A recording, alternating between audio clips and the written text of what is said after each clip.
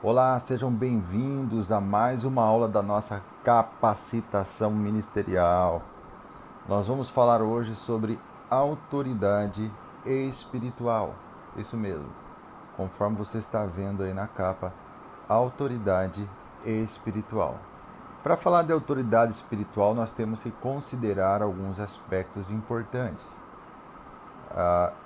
Considerar o aspecto da esfera de atuação, a sua legitimidade, a sua representatividade, a sua hierarquia funcional e a relação de liderança e submissão. Essa última aqui muito importante quando se trata de autoridade espiritual. Por isso nós temos que entender o que é autoridade espiritual, mas também o porquê que é importante nós estudarmos sobre a autoridade espiritual. Porque pode parecer um tema seco, mas a essência da própria espiritualidade está na relação certa de obediência a Deus. O Senhor age a partir do seu trono que está estabelecido sobre a sua autoridade. Isso é básico e coloca tudo como Deus quer. Louvar, orar, jejuar ou fazer qualquer coisa sem submissão não tem valor para Deus. É mecânico, é sem vida.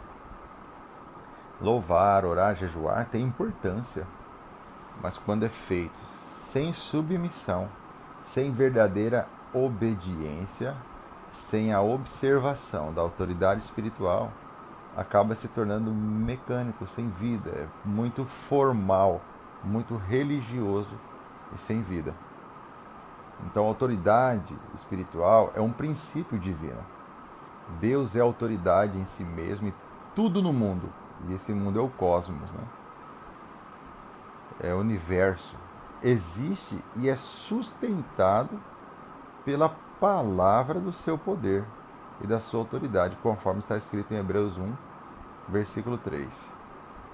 Nada sobrepuja a autoridade de Deus no universo. Logo, é indispensável para todo aquele que deseja cooperar com o Senhor, conhecer a autoridade de Deus. Entrar em contato com a autoridade do Senhor é o mesmo que entrar em sintonia direta com Ele. A maior das exigências que Deus faz ao homem não é a de carregar a cruz, de servir, de fazer ofertas ou negar-se a si mesmo. A maior das exigências é que obedeça a Deus. A maior das exigências é que obedeça a Deus. Não é que as outras coisas não sejam importantes. Não é que carregar a cruz, servir, fazer ofertas ou negar-se a si mesmo não seja importante, mas a maior das exigências é a obediência. Olha o que diz 1 Samuel, capítulo 15, 22 a 23. Tem porventura o Senhor tanto prazer em holocaustos e sacrifícios, quanto em que se obedeça a sua palavra?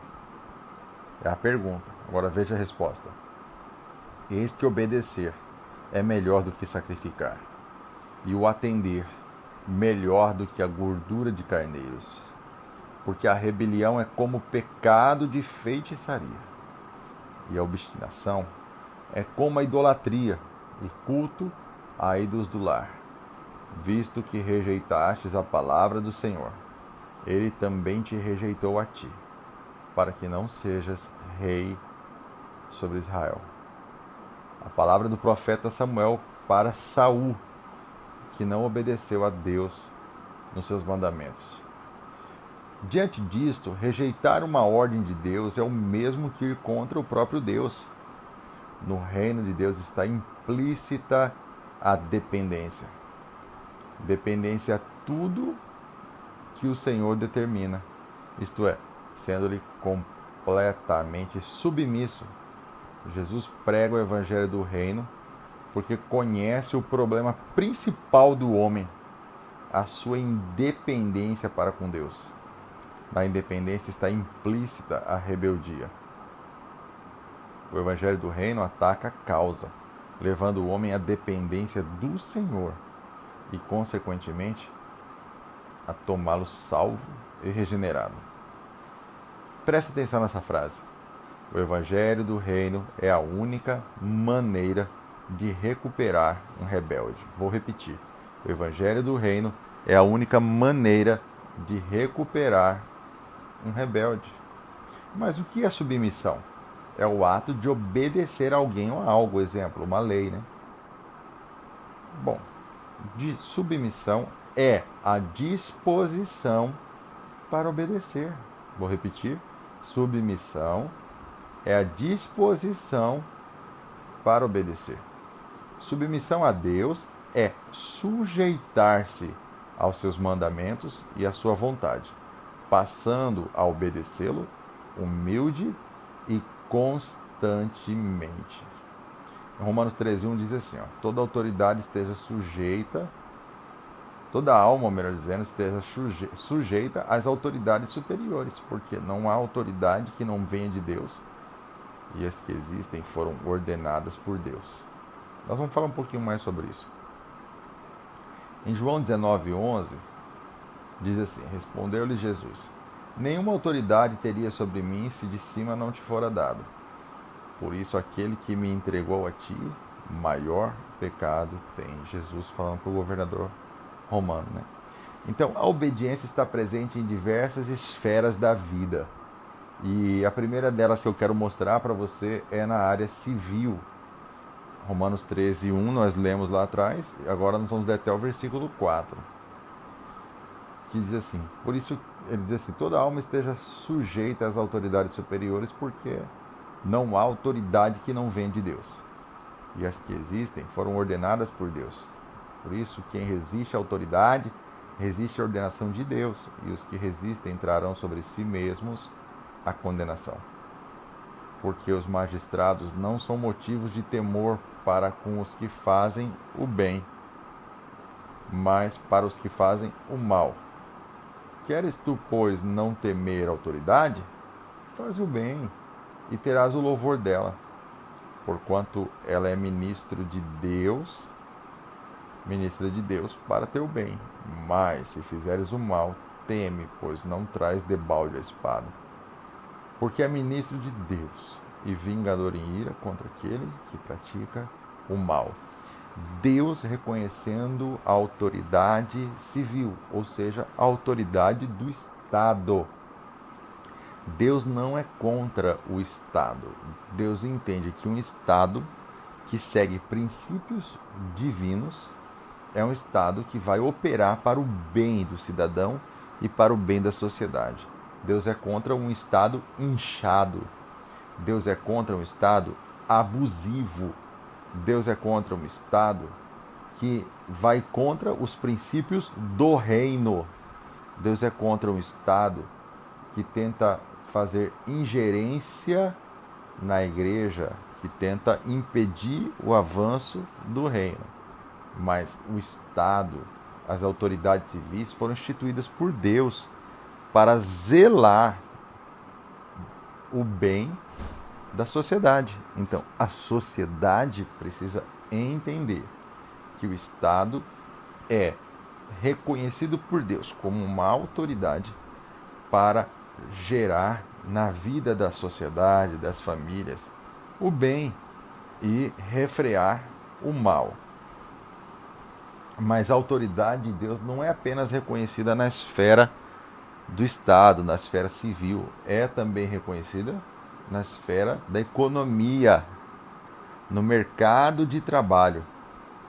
Efésios 6:5 diz isso. Vós, servos, obedecei aos vossos senhores segundo a carne, com temor e tremor, na sinceridade do vosso coração, como a Cristo, não servindo somente à vista como para agradar a homens, mas como servos de Cristo, fazendo de coração a vontade de Deus. Lá em Tito 2:9-10 vai dizer assim: Exorta os servos a que sejam submissos a seus senhores em tudo, sendo-lhes agradáveis, não os contradizendo nem defraudando, antes mostrando perfeita lealdade, para que em tudo seja um ornamento da doutrina de Deus, nosso Salvador. E 1 Timóteo 6, 1, 2 vai confirmar isso, dizendo assim, ó, todos os servos que estão debaixo do jugo considerem seus senhores dignos de toda honra, para que o nome de Deus e a doutrina não sejam blasfemados. E os que têm senhores crentes não os desprezem, porque são irmãos.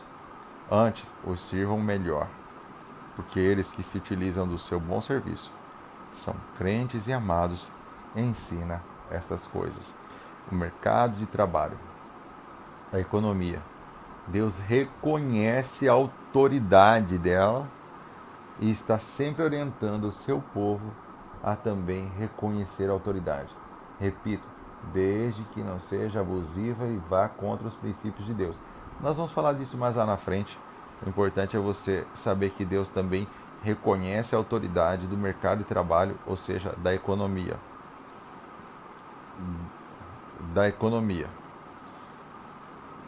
Mas Deus também reconhece a autoridade na família. Isso mesmo, na família. Efésios 5, 22 e 24 diz assim: vós mulheres submetei-vos a vossos maridos como ao Senhor, porque o marido é o cabeça da mulher, assim como Cristo é o cabeça da igreja, sendo ele próprio o salvador do corpo.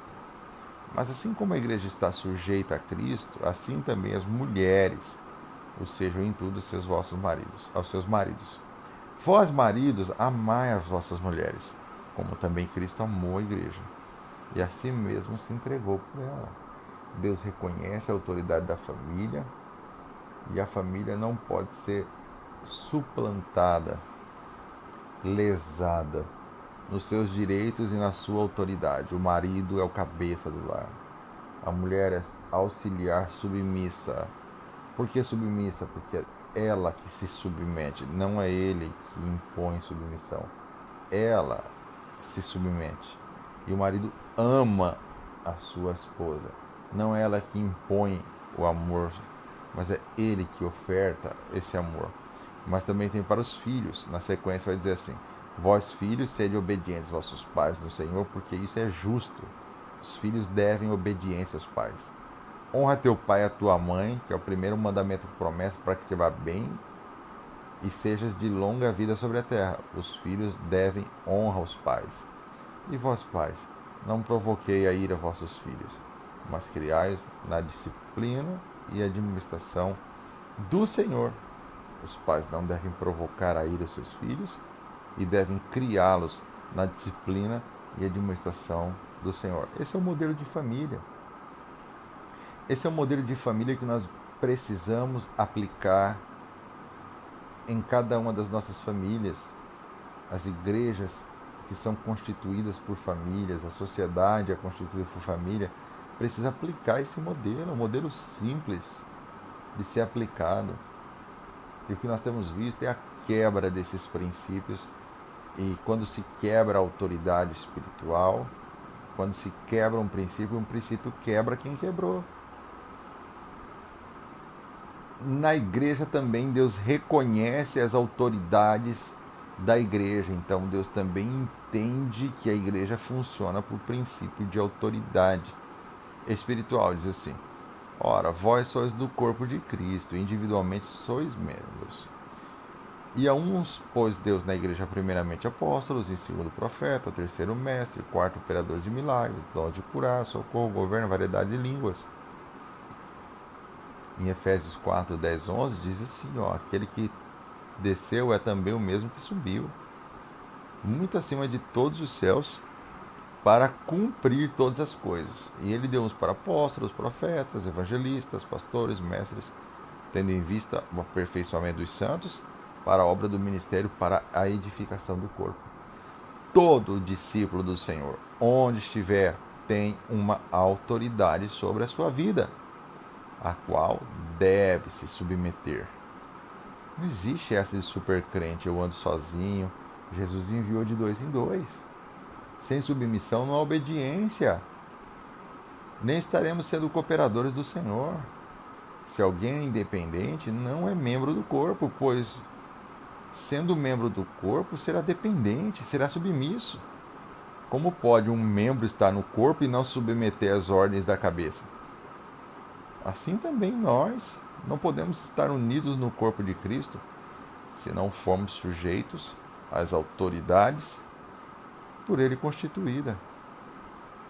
Quando uma mulher não se submete ao seu marido em Cristo, ou quando um filho não obedece ao seu pai, ou quando o empregado não acata as ordens do seu chefe, ou quando um discípulo não se submete à liderança, é uma rebeldia, é um rebelde, é uma rebelde.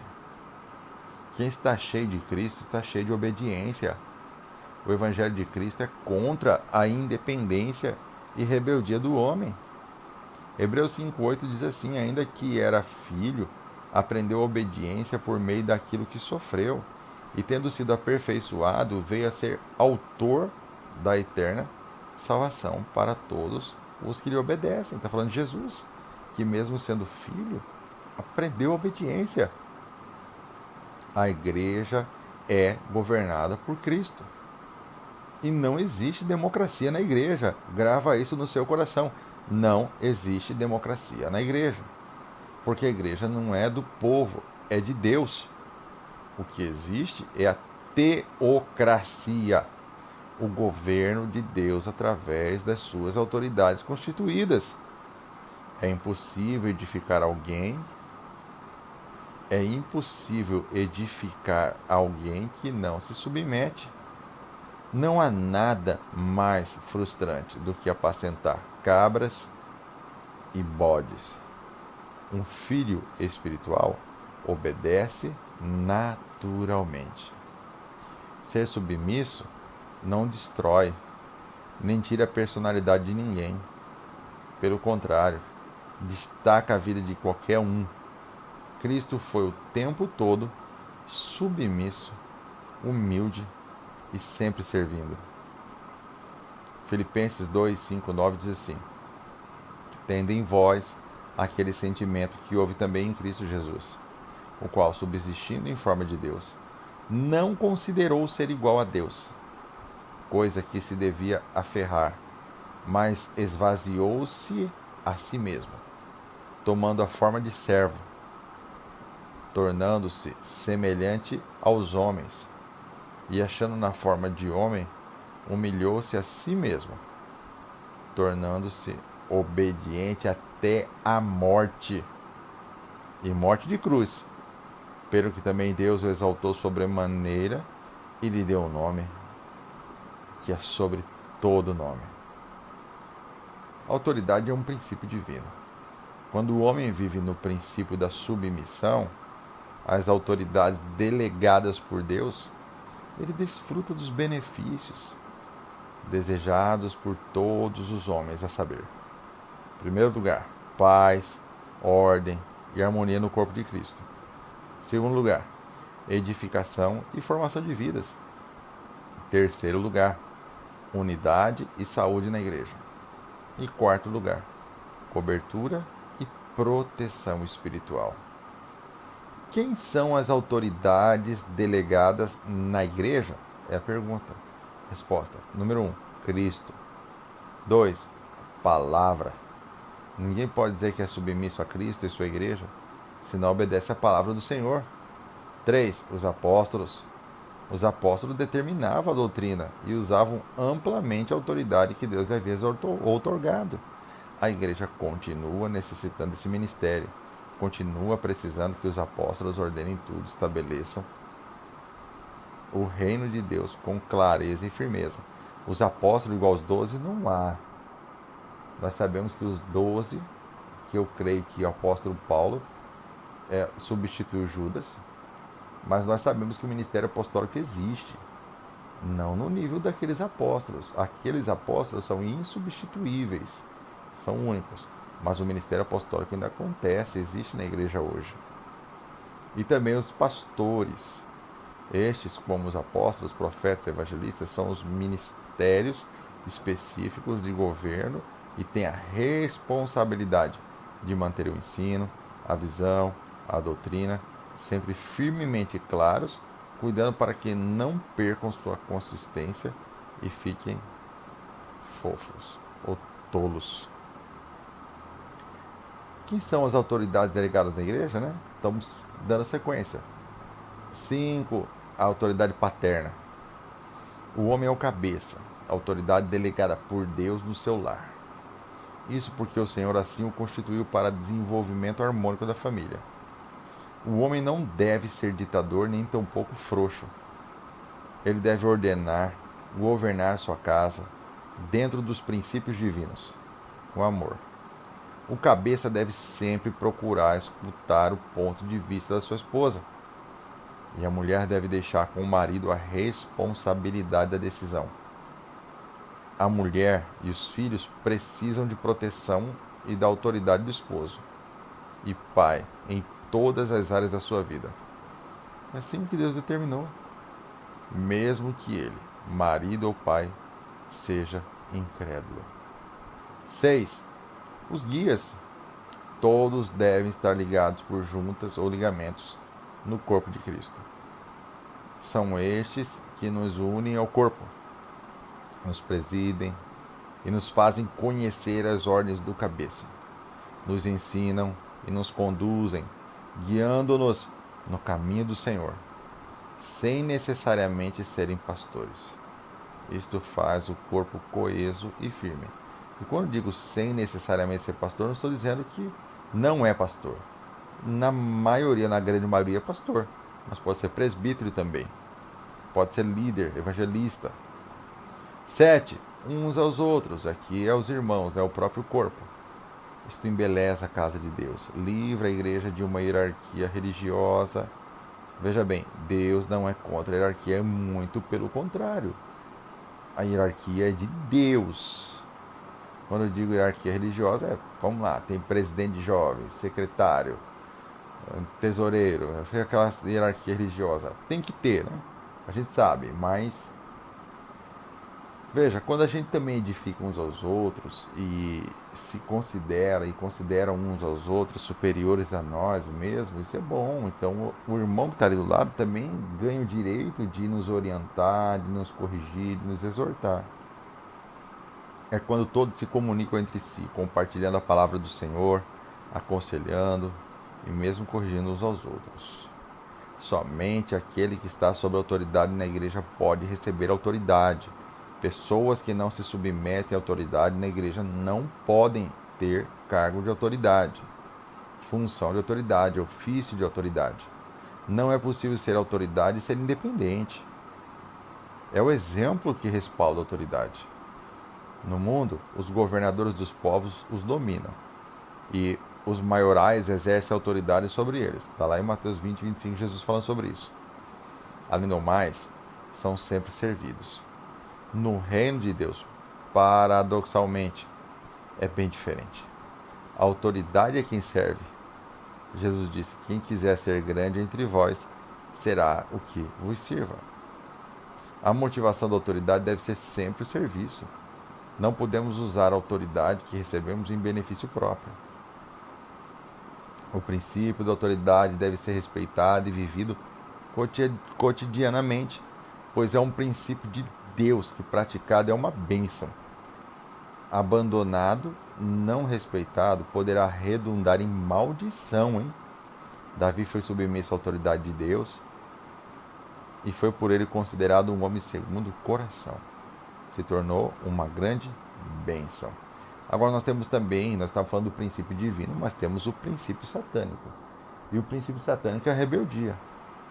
Olha só, segundo o dicionário Aurélio, a palavra rebelde pode significar 1. Alguém propenso à rebelião, que recusa obedecer à autoridade legítima. 2. Pessoa insurgente. 3. Bravo, indomesticável. 4. Difícil de curar, que resiste aos mais diversos remédios. Já na palavra, rebeldia e rebelião relacionam-se com o ato de se rebelar, ou seja, a prática em si, não só de afrontar a autoridade, mas de tentar anulá-la. Esse princípio satânico da rebelião. Porque a rebelião é como um pecado de feitiçaria. e o porfiar é como iniquidade e idolatria. Porquanto tu rejeitastes a palavra do Senhor, ele também te rejeitou a ti, para que não sejas rei. 1 Samuel 15, 23. Esse princípio também é combatido por Deus em outros textos. Se você ler Levítico 20, 27, Deuteronômio 18, 10 ao 12, Deuteronômio 21, 18, 21, Deus está combatendo a rebelião, a rebeldia, esse princípio satânico. O abuso também é um princípio satânico. Quando a autoridade abusiva, não está sendo cumprido um princípio divino, mas satânico. Comete abuso espiritual quem, na condição de autoridade espiritual, ou de autoridade civil, ou de autoridade na economia, ou de autoridade na família, quem age além da sua competência prescritas pela Bíblia, dando lugar a outras práticas e mandamentos humanos antibíblicos. Nós temos consequências para esses relacionamentos abusivos, essa autoridade abusiva, quando o governo é abusivo, quando na escola o professor é abusivo, quando na família os pais são abusivos, quando no mercado de trabalho os patrões são abusivos, quando o Estado é abusivo. Nós temos as consequências, olha só, feridas profundas, quando na igreja o pastor também é abusivo, prisões emocionais, mentais, frieza espiritual, evasão das igrejas, as pessoas saem da igreja, resistência à cura, as pessoas não confiam mais para serem curadas, perda das referências, perdem as referências, já não tem mais quem elas admiram. Provérbios 18, 19 diz isso, o irmão ofendido é mais difícil de conquistar do que uma cidade forte, e as contendas são como os ferrolhos de um palácio. O princípio divino não é a rebeldia, o princípio divino é a submissão. A submissão a Deus é sujeitar-se aos seus mandamentos e à sua vontade, passando a obedecê-lo humilde e constantemente. No princípio divino, o Pai enviou o Filho, isso está lá em João 4,34. Disse-lhe Jesus: a minha comida é fazer a vontade daquele que me enviou e completar a sua obra. Então, Jesus estava debaixo da autoridade do Pai. Deus enviou ele e ele veio em obediência. Saí do Pai e vim ao mundo. Outra vez deixo o mundo e vou para o Pai. Ele obedeceu. O Pai enviou, ele veio. O Filho foi obediente ao Pai. E aquele que me enviou está comigo. Não tem deixado só, porque sempre faço o que é do seu agrado. Então o Filho todo o tempo é obediente e tenta, e agrada, ele agrada ao Pai. O que Deus quer? Deus quer uma família de muitos filhos semelhantes a Jesus. Por isso nos coloca a todos sob o seu princípio de autoridade e submissão. É o que Deus deseja, é o que Deus quer. Então nós falamos hoje sobre autoridade espiritual. Falamos sobre submissão, sobre obediência, a obediência e submissão em algumas esferas como família, política, economia, arte, em várias esferas da sociedade. E falamos sobre os abusos cometidos por essas mesmas autoridades, incluindo a religiosa, a igreja, e as consequências desses abusos que nós temos que tomar muito cuidado enquanto autoridade de não as cometê-la. A autoridade espiritual, o governo de Deus através dos homens.